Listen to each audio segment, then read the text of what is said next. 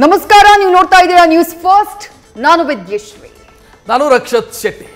ಇವತ್ತು ರಾಷ್ಟ್ರ ಮತ್ತು ರಾಜಕಾರಣದ ಪಾಲಿಗೆ ಅತ್ಯಂತ ನಿರ್ಣಾಯಕ ದಿನ. ರಾಷ್ಟ್ರದ ಮೇಲೆ ತಕ್ಷಣದ ಪರಿಣಾಮವನ್ನ ಮತ್ತು ರಾಜ್ಯದ ಮೇಲೆ ದೀರ್ಘಾವಧಿ ಪರಿಣಾಮವನ್ನ ಬೀರಬಹುದಾದಂಥ ಎಲೆಕ್ಷನ್ನ ರಿಸಲ್ಟ್ ಇವತ್ತು.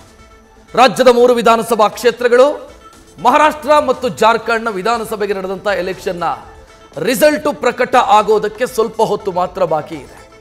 ಸ್ಟ್ರಾಂಗ್ ರೂಮ್ ಓಪನ್ ಆಗೋದರಿಂದ ವಿಜೇತ ಅಭ್ಯರ್ಥಿಯನ್ನ ಘೋಷಣೆ ಮಾಡುವವರೆಗೆ ಕ್ಷಣ ಕ್ಷಣದ ಮಾಹಿತಿಯನ್ನ ಅತ್ಯಂತ ನಿಖರವಾಗಿ ಸ್ಪಷ್ಟವಾಗಿ ನಿಮ್ಮ ನ್ಯೂಸ್ ಫಸ್ಟ್ ನಿಮ್ಮ ಮುಂದೆ ಇಡುವಂತ ಪ್ರಯತ್ನವನ್ನ ಮಾಡ್ತಾ ಹೋಗುತ್ತೆ.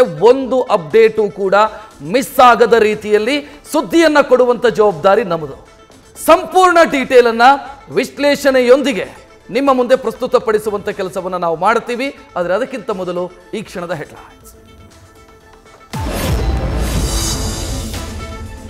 ಇವತ್ತು ಚನ್ನಪಟ್ಟಣ ಮಿನಿ ಸಮರದ ಫಲಿತಾಂಶ, ಮತದಾರ ಬರೆದಿರೋ ಭವಿಷ್ಯ ರಿವೀಲ್ಗೆ ಕ್ಷಣಗಣನೆ.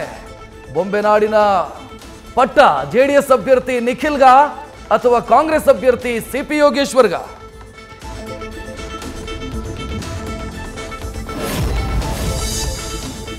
ಗಣಿಯೂರಿನಲ್ಲಿ ಕಾಂಗ್ರೆಸ್ ಬಿಜೆಪಿ ಮಧ್ಯೆ ನೇರ ಹಣಾಹಣಿ. ಕಾಂಗ್ರೆಸ್ ಅಭ್ಯರ್ಥಿ ಅನ್ನಪೂರ್ಣ ತುಕಾರಾಂಗೆ ಸಿಗುತ್ತಾ ಜಯ? ಕಮಲ ಅಭ್ಯರ್ಥಿ ಬಂಗಾರು ಹನುಮಂತು ಗೆದ್ದು ರಚಿಸ್ತಾರ ಇತಿಹಾಸ?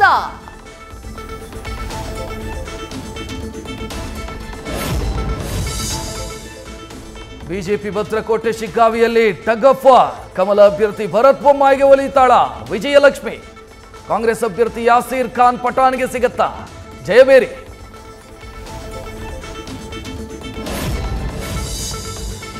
ಇವತ್ತು ಮಹಾರಾಷ್ಟ್ರ ವಿಧಾನಸಭಾ ಚುನಾವಣೆಯ ಫಲಿತಾಂಶ. ಮಹಾವಿಕಾಸ್ ಅಘಾಡಿಗೆ ಜೈ ಅಂತಾನ ಮತದಾರ. ಮತ್ತೆ ಮಹಾಯುತಿ ಮೈತ್ರಿಕೂಟಕ್ಕೆ ಸೈ ಅಂದಿದ್ದಾನ ಮಹಾ ವೋಟರ್.